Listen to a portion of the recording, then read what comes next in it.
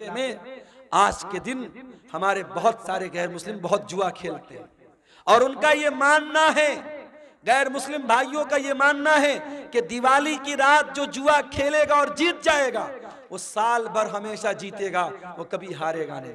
ये मान्यता है उनकी।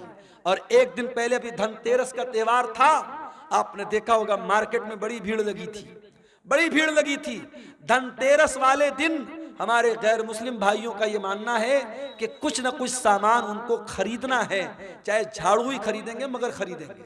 और आज अभी हम लोग चाय पीने के लिए रास्ते में रुके तो एक साहब ने बताया कि दुकानदार फोन पे नहीं ले रहा, वो कैश चाहिए उसको। उसने कहा हम फोन पे से पेमेंट नहीं लेंगे, आज के दिन हम कैश लेते हैं, हम फोन पे नहीं लेते हैं। तो ये हमारे गैर मुस्लिम भाइयों के यहाँ आस्था के नाम पे बहुत सारी चीजें अंधविश्वास हैं जो धीरे धीरे हमारे यहाँ भी आ रहा है। मेरे भाइयों, अंधविश्वास से बचो। और जुआ खेलना हमेशा हराम है इस्लाम में। गैर मुस्लिम भाइयों के एक त्योहार पे खेल रहे हैं मगर हमारे मजहब में किसी त्योहार पे खेलना या किसी त्योहार पे शराब पीना जायज नहीं है। शराब साल के 360 दिन हराम है, जुआ साल के 360 दिन हराम है। लईसा अला अबी की करबुन बादल यौम, ऐ मेरी बेटी फातिमा, आज के बाद तेरे बाप के ऊपर कोई तकलीफ आने वाली नहीं है। आज तेरे बाप की जिंदगी का आखिरी दिन है। एहसास हो गया था कि आज आखिरी दिन है। फिर आपने हजरत फातिमा के कान में कहा, ऐ फातिमा, मैं बहुत जल्द दुनिया से जाने वाला हूं, मैं छोड़ करके तुमको दुनिया से जाने वाला हूं, तेरा बाप तुझसे जुदा होने वाला है। ये सुन करके हजरत फातिमा की आंखों से आंसू आ गए। फिर आपने उनके कान में फरमाया, ऐ फातिमा, मेरे अहले बैत में, मेरे घर वालों में सबसे पहले तुम मुझसे मिलोगी, तुम्हारा इंतकाल सबसे पहले होगा। और ऐ फातिमा, तुम तमाम जन्नती औरतों की सरदार बनोगी। जब हजरत फातिमा ने यह सुना, उनके चेहरे पर मुस्कुराहट आ गई। आपने हसन और हुसैन को बुलाया, उनकी पेशानी को चूमा और लोगों से कहा कि मेरे ये नवासे हैं, इनका ख्याल करना, इनके हुकूक का ख्याल करना, इनके साथ कोई जुल्म न होने पाए। फिर आपने अपनी बीवियों को बुलवाया, तमाम बीवियां इकट्ठा हो गई। आपने उनको वाजो नसीहत की, उनको समझाया, उनको अच्छी अच्छी बातें बताई। उसके बाद आपने ये भी फरमाया, दो चीजों की आपने वसीयत की। उस बेचैनी के आलम में जब आपकी जबान से अल्फाज भी सही तरीके से नहीं निकल लेते, आपने फरमाया, अस्सलात अस्सलात व मा मलकत ईमानुकुम, ओ लोगो, नमाज की पाबंदी करते रहना, नमाज का ख्याल करते रहना और अपने गुलामों का, अपने नौकरों का, अपने मातहतों का ख्याल करना। नमाज की पाबंदी करना और अपने अंडर में काम करने वाले अपने नौकरों, अपने खादिमों का खास ख्याल रखना। हजरत अब्दुर्रहमान इब्न अबू बकर मिसवाक लेकर के आए, नबी की नजर मिसवाक पर पड़ गई। आपने हजरत आयशा को इशारा किया कि मैं भी मिसवाक करना चाहता हूं। हजरत आयशा ने अपने भाई से मिसवाक ली और मिसवाक को अपने दांतों से नरम किया और वो मिसवाक अल्लाह के नबी को दे दी। अल्लाह के प्यारे नबी ने अपनी वफात से कुछ देर पहले मिसवाक किया। उलमा कहते हैं अगर किसी को अंदाजा हो जाए कि मेरा इंतकाल होने वाला है, मेरी मौत होने वाली है, आखिरी टाइम में मिसवाक करना भी अल्लाह के नबी की सुन्नत है। उसके बाद आपने वहीं पर एक प्याले में पानी रखा हुआ था। आपको अपने ऊपर मौत की सख्तियां महसूस हुई। क्या बात है, क्यों उठ रहे हैं आप? बारिश हो रही है?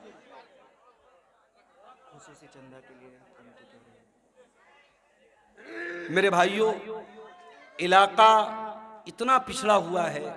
मुझे याद है जब कारी साहब ने मुझको बुलाया था और मैं जहां ठहरा हुआ था, रात भर मच्छरों ने मेरा जीना हराम कर दिया था, कीड़ों ने, मच्छरों ने। मुझे घसिया घाट का इलाका कभी भूलता नहीं है। और मैंने कहा था कि इतना पिछड़ा इलाका बहुत कम देखने को मिलता। अब तो माशाअल्लाह रास्ते वास्ते भी बन गए, कुछ तरक्की हुई है। इस इलाके में ये कारी अब्दुल बासित साहब ने ये इदारा खोला है और आप जानते हैं ये जलसा इदारे के चंदे के लिए जलसा हो रहा है। ये बार बार बताने की ज़रूरत नहीं है। मैं बंगाली उलमा की तरह चंदा करने वाला मुकर्रिर नहीं हूँ, लेकिन मैं आपसे गुजारिश करता हूँ, ये जलसे वालों की मेहनत पर पानी मत फेरिए। बारिश हो रही है, हल्की फुल्की बारिश हो रही है, अगर हो भी रही थोड़ा बहुत भीग भी गए तो मसला नहीं है, लेकिन आप इस इदारे के ऊपर पैसों की बारिश जरूर करके जाइएगा। और जो भी चंदा 100, 200, 1000, लाख, 2 लाख जो भी आप दे के जा सकते हैं, इदारे का ताउन करके जाइएगा। खुसूसी तौर पर ये मेरी आपसे गुजारिश है, इदारा आपके ताउन का मोहताज है, इलाका आप देख रहे हैं, इदारे की जरूरत आप देख रहे हैं। मैं रसूल की वफात का वाकया बयान कर रहा हूँ, थोड़ी देर और आपके सब्र का इम्तिहान लेता हूँ, फिर मैं आपसे इजाजत दे लूंगा। अल्लाह के नबी का आखिरी टाइम है मेरे भाई, और मौत की शिद्दत आप महसूस कर रहे हैं। आपने मौत की उस शिद्दत में अपने चेहरे पर पानी डाला और आपने कहा अल्लाहुम्मा इन्नी अला सकरातिल मौत, आय अल्लाह मेरी मदद कर, मौत की सख्तियों पर मेरी मदद कर। हजरत आयशा कहती हैं कि नबी के ऊपर जब मैंने मौत की सख्ती को देख लिया, उस वक्त तक मैं मौत की सख्ती को बुरा समझती थी, मगर जब अपने नबी के ऊपर मैंने मौत की सख्ती को देखा तो मैं समझ गई कि मौत की सख्ती बरहक है और मौत की सख्ती किसी के ऊपर भी आ सकती है। फिर आपने आसमान की तरफ हाथ उठाया, आपने फरमाया मार रफीक़िल आला, आय अल्लाह मुझे सबसे बेहतरीन लोगों की सोबत अता फरमा, मअल्लज़ीना अनअमता अलैहिम मिनन नबिय्यीन वस्सिद्दीक़ीन वश्शुहदाई वस्सालिहीन। आय अल्लाह अपने नबियों के साथ मुझे उठाना, अपने सिद्दीक़ीन के साथ मुझे उठाना, अपने नेक बंदों के साथ उठाना। इतना कहने के क्या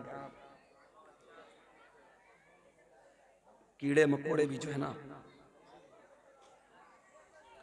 अपने नबियों के साथ है अल्लाह ताला मुझको उठाना। और यही पढ़ते हुए अल्लाह के नबी ने अपने हाथ उठाए और आपके हाथ जमीन पर गिर गए और आपकी रूह आपके बदन से निकल गई और अल्लाह के आखिरी नबी भी अल्लाह को प्यारे हो गए। इन्ना लिल्लाहि व इन्ना इलैहि राजिऊन। ये मंजर था अल्लाह के नबी की वफात का। और जब आपकी वफात हो गई, सहाबे किराम पर जो बीती थी मेरे भाइयों, वो बयान के बाहर थी। हजरत फातिमा ने कहा या अबता मन जन्नतुल फिरदौसी मावा, या अबता इला जिब्रील नना। ऐ मेरे अब्बा जान, हम आपकी मौत की खबर जिब्रील अमीन को दे रहे हैं। ऐ अब्बा जान, आपका ठिकाना जन्नतुल फिरदौस है। या बता अजाब रब्बन दा, ऐ अब्बा जान आपने अपने रब की दावत को कबूल कर लिया, अपने रब के पास चले गए। ये नबी की वफात का मंजर था मेरे भाई। नबी के इंतकाल के बाद आपकी जनाजे की नमाज भी हुई, मगर किसी एक इमाम की इक्तदा में नहीं हुई। लोग आते गए, पढ़ते चले गए। पहले मर्दों ने पढ़ी, फिर औरतों ने पढ़ी, फिर बच्चों ने पढ़ी। एक एक करके, दो दो करके, तीन तीन करके लोग आते थे, पढ़ते थे, चले जाते थे। किसी इमाम के पीछे आपकी जनाजे की नमाज नहीं हुई। और जब नबी को दफनाया गया तो हजरत फातिमा ने कहा था हजरत अनस से, अताबत अनफुसुकुम अन तहसु अला रसूलिल्लाह सल्लल्लाहु अलैहि वसल्लम तुराब। ऐ अनस, तुम्हारे दिल ने गवारा कैसे किया कि तुमने नबी के ऊपर मिट्टी डाली थी। नबी के ऊपर मिट्टी डालना और नबी को मिट्टी में उतारना, कब्र में उतारना, कैसे तुमने गवारा कर लिया। मगर मेरे भाइयों, ये अल्लाह का कानून था, ये अल्लाह का दस्तूर था, ये अल्लाह का हुक्म था और सहाबे किराम ने इस पर अमल किया और प्यारे नबी को भी कब्र में उतारा गया और आपको भी कब्र में दफनाया गया। तो मौत तो सबको आनी है मेरे भाई। कुल्लु नफ्सिन ज़ाइक़तुल मौत, सूरह आले इमरान की आयत नंबर 185 में पहली बात अल्लाह ने यही बयान की।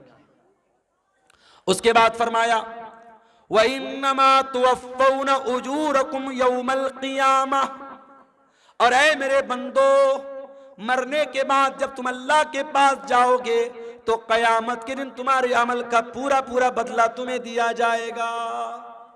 दुनिया में जो अच्छा अमल किया, जो बुरा अमल किया, जो नेकी किया, जो गुनाह किया, सबका बदला अल्लाह ताला क़यामत के दिन तुमको देगा। दुनिया में नेकी का फल मिल भी सकता है, नहीं भी मिल सकता है। गुनाह की सजा मिल भी सकती है, नहीं भी मिल सकती है।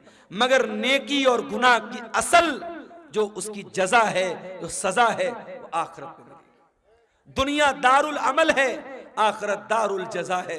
यहाँ अमल करोगे, यहाँ बदला मिल भी सकता है, नहीं भी मिल सकता है, लेकिन वहां बदला मिलेगा। व इन्नमा तुवफ़्फ़ौना उजूरकुम यौमल क़ियामा, तुम्हारे अमल का पूरा पूरा बदला तुमको क़यामत के दिन दिया जाएगा।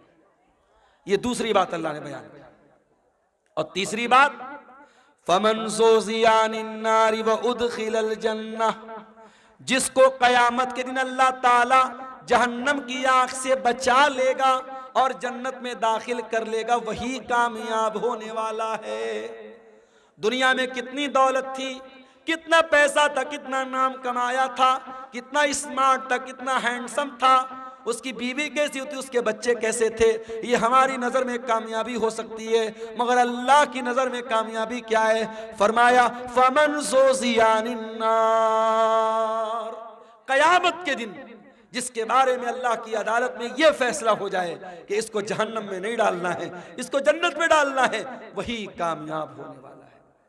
मेरे भाई, दुनिया में कोई आईएएस का एग्जाम पास कर ले, कोई आईपीएस का एग्जाम पास कर ले, कोई पुलिस की भर्ती का एग्जाम पास कर ले, कोई टीचिंग के एग्जाम में पास हो जाए, अखबार में नाम आता है, घर वाले मिठाई बांटते हैं, मेरे बेटे ने नीट पास कर लिया, मेरा बेटा आईएएस के एग्जाम में पास हो गया, मेरी बेटी ने मेडिकल का एग्जाम पास कर लिया।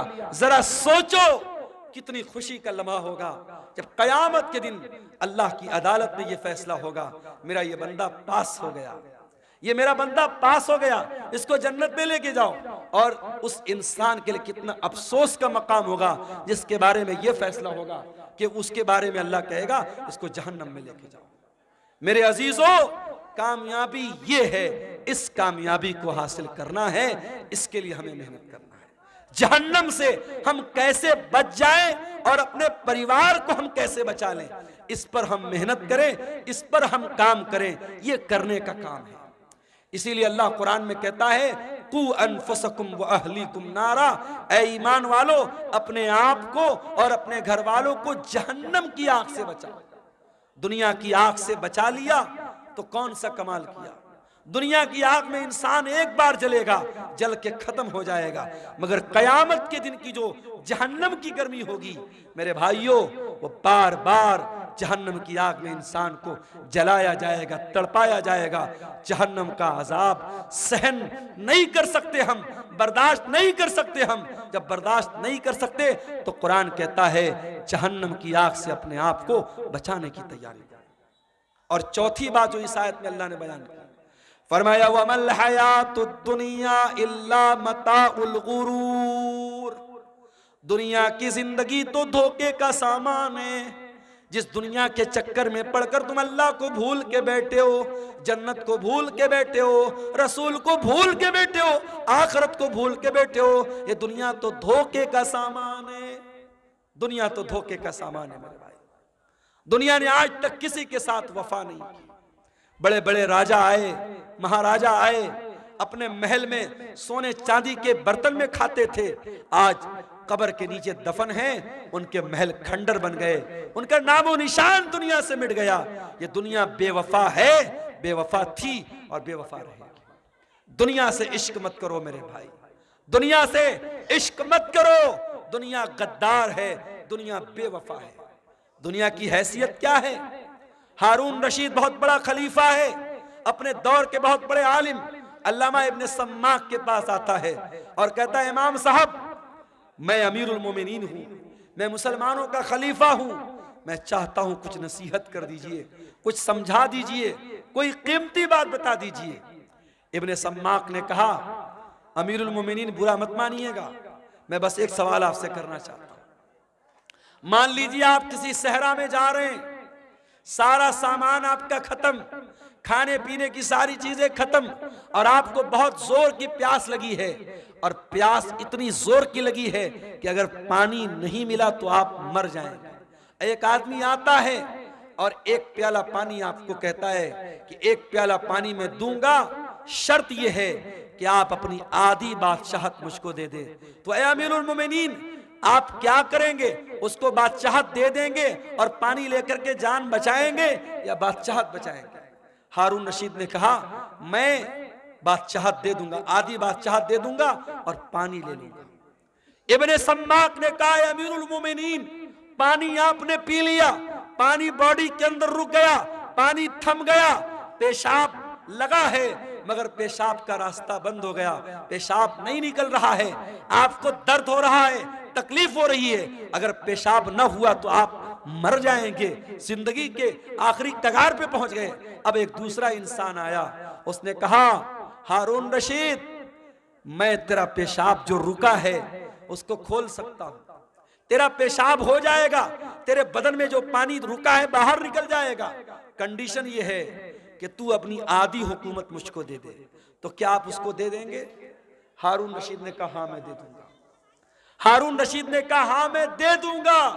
इब्ने सम्माक ने कहा अमीरुल मोमिनीन, बस यही पैगाम है, इस बादशाहत पे गुरूर मत कीजिएगा, इस सल्तनत पर धोखा मत खाइएगा, इस सल्तनत की औकात एक प्याला पानी और पेशाब के चंद कतरे है, इससे ज्यादा इस हुकूमत की हैसियत नहीं है, इस बादशाहत की हैसियत नहीं है। मेरे अजीजों, आज बहुत सारे लोग हमारे बीच में हैं, कल नहीं होंगे। आज अपने पैसे पर आपको गुरूर है तो कान खोल के सुन लो, आपसे ज्यादा पैसा कारून के पास था। अगर आप गांव के प्रधान हैं, आप इलाके के मिनिस्टर हैं, अपने इलाके की बड़ी हस्ती हैं और आपको बड़ा नाज है कि साहब मेरा बड़ा नाम है, मेरी बड़ी शान और शौकत है, आपसे ज्यादा शान और शौकत फिरौन की थी, आपसे बड़ी बादशाहत नमरूद के पास थी। न नमरूद की बादशाहत उसके काम आई, न फिरौन की सल्तनत उसके काम आई, न कारून की दौलत उसके काम आई, न कौम आद की ताकत उसके काम आई, न कौम समूद का पावर उसके काम आया। मेरे प्यारे साथियों, अगर काम आने वाली कोई चीज है, अल्लाह का दीन काम आएगा, आपके नेक अमल आपके काम आएंगे, ईमान आपके काम आएगा, आपका अकीदा आपके काम आएगा। मेरे अजीजों, सूरह आले इमरान की इस आयत में 4 सबक हमें मिले। पहला सबक मरना है, कुल्लु नफ्सिन ज़ाइक़तुल मौत, हर नफ्स को मौत का मजा चखना है। ये मदरसे वाले चंदे के लिए आपसे अपील कर रहे हैं, और आप इतने भी गरीब नहीं हैं 150 आप न दे सके, मगर आज नहीं दे रहे हैं, और जब मर जाएंगे तो बेटा क्या करेगा? जिंदगी में कभी बाप की तरफ से सदका नहीं किया, कभी बाप ने खुद सदका नहीं किया, मर गया तो बेटा क्या कर रहा है? बाप की तरफ से मदरसा बनवा रहा है, बाप की तरफ से ट्यूबवेल लगवा रहा है, माँ की तरफ से मस्जिद में कुरान दे रहा है। अरे जिंदगी में माँ बाप की कदर करो और जिंदगी में सदका खैरात किया करो। अल्लाह के नबी से पूछा गया सबसे अफजल सदका कौन सा है, सबसे बेहतरीन सदका कौन सा है? आपने फरमाया अंत सद्दका व अंत सहीहुन शहीहुन तक्शल फक्रा व तअमलुल गिना। सबसे बेहतरीन सदका ये है, तंदुरुस्ती की हालत है, माल की मोहब्बत है, पैसा बहुत है, माल की मोहब्बत है, तंदुरुस्ती है, और डर है कि पैसा खत्म ना हो जाए और पैसा आने की उम्मीद है। ऐसी सिचुएशन में जो सदका किया जाए वो सबसे बेहतरीन सदका है। मेरे अजीजों, सदका खैरात करने के लिए, नेकी के काम में हिस्सा लेने के लिए मौत का इंतजार मत करो। मौत आएगी और पल भर में आपका फैसला कर देगी, मौत आपका काम तमाम कर देगी। इसलिए मेरे अजीजों, कुरान क्या कह रहा है? या अय्युहल्लज़ीना आमनू ला तुल्हिकुम अमवालुकुम वला औलादुकुम अन ज़िक्रिल्लाह। ऐ ईमान वालो, तुम्हारा माल और तुम्हारी औलाद तुमको अल्लाह के जिक्र से गाफिल न कर दे। माल के चक्कर में कहीं अल्लाह को भूल न जाना, औलाद के चक्कर में कहीं अल्लाह को भूल न जाना। वमन यफ़अल ज़ालिका फ़उलाइका हुमुल ख़ासिरून। और जो ऐसा करेगा बहुत नुकसान उठाएगा। व अनफ़िक़ू मिम्मा रज़क़नाकुम मिन क़ब्लि अन यातिया अहदकुमुल मौत। और ऐ ईमान वालो, हमने जो रोजी दी है उसमें से खर्च करो इसके पहले कि मौत आ जाए। फ़यक़ूल रब्बि लौला अख़्ख़रतनी इला अजलिन क़रीबिन फ़अस्सद्दक़ व अकुन मिनस्सालिहीन। कहीं ऐसा न हो कि मौत के आने के बाद तुम कहो कि ऐ अल्लाह 1 घंटे का टाइम और दे दे, 1 मिनट का टाइम और दे दे, मैं तेरी राह में सदका करना चाहता हूँ, मैं नेक बनना चाहता हूँ। वलन युअख़्ख़िरल्लाहु नफ्सन इज़ा जाअ अजलुहा। लेकिन अल्लाह का कानून ये है, मौत आ गई तो 1 सेकंड पहले नहीं मर सकते, 1 सेकंड बाद में नहीं मर सकते। मुझे बहुत अच्छी तरीके से याद है, 10 अक्टूबर 2020 की वो शाम, 10 अक्टूबर 2020 की वो रात जब मेरी माँ का इंतकाल हुआ था और मैं बनारस के अपने घर के बहुत करीब के हॉस्पिटल में माँ को लेके जा रहा था। हार्ट अटैक आया था, शुगर की पेशेंट थी वो, और बाइक पर बिठाकर पीछे मेरा छोटा भाई बैठा था। और हॉस्पिटल के कैंपस के अंदर जैसे ही हम दाखिल हुए थे, माँ का जिस्म बेजान होके बाइक से नीचे गिरा था। और जब हम लोगों ने सारे भाई वहां पहुंच चुके थे, और जब माँ को उठा करके हम लोग आईसीयू में लेके जा रहे थे, तो नेचुरल बात होती है, मरने के बाद इंसान की बॉडी का वजन बढ़ जाता है। वजन से अंदाजा लग गया कि अब रूह निकल चुकी है, अब मौत आ चुकी है। हमारे पास करने को बातें बहुत थी। हम लोग कह सकते थे 5 मिनट पहले लाए होते, डॉक्टर ने देखा होता, ये हुआ होता, वो हुआ होता। ये सब बहाने अपनी जगह, कुरान की ये आयत अपनी जगह, वलन युअख्खिरुल्लाहु नफ्सन इदा जाअ अजलुहा। मौत तो अपने वक्त पर आती है मेरे भाई। इसलिए अपने नौजवान साथियों से भी कहना चाहता हूँ, सीमांचल के जलसों में मैं कहीं कहीं बड़ी बेहयाई भी देखता हूँ, सड़कों पर लड़के लड़कियों का जमघट भी देखता हूं, बड़ा ऐसा माहौल में देखता हूं। पूरे इंडिया में वो माहौल कहीं नजर नहीं आता। मेरे भाइयों, ये जलसे, ये प्रोग्राम ठीक है, इदारे वालों के अपने मसाइल हैं, मदरसों की अपनी मजबूरी है। जलसा कराने बगैर उनको चंदा नहीं मिलेगा। जलसा आप कराइए, शौक से कराइए और तकरीर आप कराइए, मगर मैं घसिया घाट के मदरसे के जिम्मेदारों से भी कहना चाहूंगा, और वीडियो बन रहा है, सीमांचल के तमाम मदरसों के जिम्मेदारों से कहना चाहूंगा कि अब बहुत देर हो चुकी है। अब अपने जलसों को थोड़ा सा कंट्रोल कर लो, औरतों का इंतजाम रखो, लेकिन सख्ती से मना कर दो। कोई मेला ठेला नहीं लगेगा, कोई औरतों के सामान की दुकान नहीं लगेगी, कोई सड़क और चौराहे पर मर्दों और औरतों का जमघट नहीं लगेगा। और अगर नहीं कर सकते तो फिर जलसे बंद कर दो मेरे भाई, जलसे बंद कर दो। ये मेले के नाम पर अगर मर्दों औरतों का जमघट होता है तो उतना बड़ा गुनाह नहीं है, उतना बड़ा गुनाह नहीं है जितना बड़ा गुनाह बड़े बड़े बैनर लगा के, बड़े बड़े फाटक लगा के, बड़े बड़े उलमा की तकरीर करा के, और सड़कों पर मर्दों औरतों का जब हम जमघट देखते हैं, जवान जवान लड़कियां जा रही हैं और जवान लड़के उनको देखकर आवाजें कस रहे हैं, इशारेबाजी कर रहे हैं, नैन मटक्का हो रहा है, ये मंजर देखकर वल्लाह दिल को तकलीफ होती है। और मैं ये सोचता हूँ, 2009 से मैं सीमांचल में आ रहा हूँ, 15 साल हो गए, हर साल आ रहा हूँ, तकरीरें कर रहा हूँ, लेकिन हालात जस के तस है, बल्कि और बुरे हो रहे हैं। हालात कब सुधरेंगे मेरे भाई? हम कब जागेंगे? कब होश में आएंगे? कब हम चेतेंगे? कब अपने अमल को हम सुधारेंगे? मेरे अजीजों, आज की तकरीर में यही पैगाम दे रहा हूं कि इसके पहले कि मौत आ जाए और ये गुनाह करते हुए अल्लाह के यहाँ हम चले जाएं, अपने अमल की इस्लाह कर लो मेरे भाई, अपनी बुराइयों से तौबा कर लो। और याद रखो, तौबा करने के लिए कल का इंतजार मत करो, जाओ अपने कमरे का दरवाजा बंद करो। जिस तरीके से बैठ करके बंद कमरे में मोबाइल देखते हो, जाओ अपने कमरे की लाइट भी बंद कर दो, दरवाजा भी बंद कर दो, और वजू करके अल्लाह के सामने हाथ फैलाओ और सोचो कि अब तक की जिंदगी कैसी गुजरी थी। अपने गुनाहों को याद करो, अपने खताओं को याद करो, और अगर अल्लाह की बारगाह में रोते हुए 2-4 कतरे आंसुओं के गिर गए, वल्लाह कह रहा हूं, इन आंसुओं की बड़ी कीमत है अल्लाह के यहाँ, इन आंसुओं की बड़ी कीमत है अल्लाह के यहाँ। अल्लाह के प्यारे नबी फरमाते हैं, अल्लाह को 2 चीजें बहुत ज्यादा पसंद हैं, मिन कतरतैन, 2 कतरे अल्लाह को बहुत पसंद हैं। कतरतु दुमूइ मिन खशियतिल्लाह, एक अल्लाह के खौफ से बहने वाला आंसू का कतरा, व कतरतु दमिन तुहराक़ु फी सबीलिल्लाह, और एक खून का कतरा जो अल्लाह की राह में बहता है। मेरे अजीजों, तौबा कर लो, जवानी में तौबा कर लो, अपनी ताकत के दौर में तौबा कर लो। कल बुढ़ापे में तौबा करने का कोई मतलब नहीं होगा। दर जवानी तौबा करदन शेवे पैगंबरी, वक्त पीरी गुर्गे जालिम मी शवत परहेजगार। जवानी में तौबा करो, ये नबियों का तरीका है।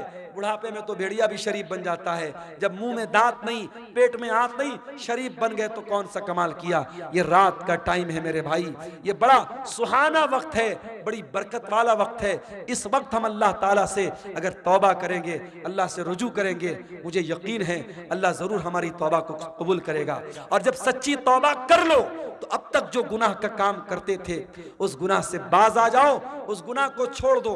अगर मोबाइल का गलत इस्तेमाल करते थे, यही से तौबा कर लो, नहीं करेंगे। अगर ज़िनाकारी और बदकारी में मुलव्विस थे, अगर इग़लामबाजी में मुलव्विस थे, अगर हराम का कोई कारोबार करते थे, अगर आज मैं अभी आ रहा था, रास्ते में हमारी कार के ड्राइवर ने कहा, रास्ते में कई जगह गैर मुस्लिमों का की बस्ती गुजरी, ड्राइवर ने कहा मौलाना साहब एक बात बोलूं आपको। मैंने कहा बताओ। कहने लगा कि बिहार में और ख़ास तौर से हमारे इस इलाके में आज के दिन हमारे बहुत सारे गैर मुस्लिम बहुत जुआ खेलते हैं, और उनका ये मानना है, गैर मुस्लिम भाइयों का ये मानना है कि दिवाली की रात जो जुआ खेलेगा और जीत जाएगा वो साल भर हमेशा जीतेगा, वो कभी हारेगा नहीं। ये मान्यता है उनकी। और एक दिन पहले भी धनतेरस का त्योहार था, आपने देखा होगा मार्केट में बड़ी भीड़ लगी थी, बड़ी भीड़ लगी थी। धनतेरस वाले दिन हमारे गैर मुस्लिम भाइयों का ये मानना है कि कुछ ना कुछ सामान उनको खरीदना है, चाहे झाड़ू ही खरीदेंगे मगर खरीदेंगे। और आज अभी हम लोग चाय पीने के लिए रास्ते में रुके तो एक साहब ने बताया कि दुकानदार फोन पे नहीं ले रहा, वो कैश चाहिए उसको। उसने कहा हम फोन पे से पेमेंट नहीं लेंगे, आज के दिन हम कैश लेते हैं, हम फोन पे नहीं लेते हैं। तो ये हमारे गैर मुस्लिम भाइयों के यहाँ आस्था के नाम पे बहुत सारी चीजें अंधविश्वास हैं जो धीरे धीरे